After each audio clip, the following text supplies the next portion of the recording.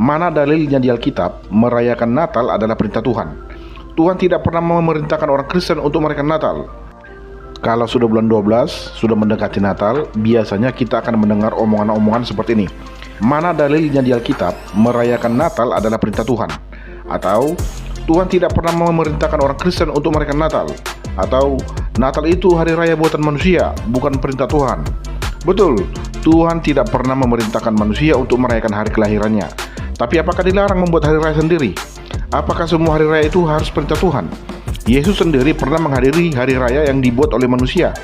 Kalau kita baca di kitab Yohanes 10 ayat 22, Yesus menghadiri perayaan hari raya pentabisan bait suci Allah.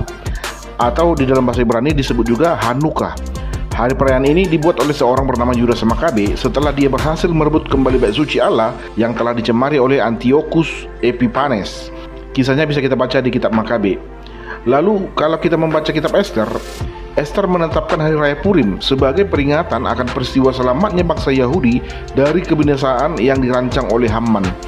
Dan Ester pula lah yang meminta perayaan itu dituliskan ke dalam sebuah kitab dan dijadikan sebagai perayaan tahunan.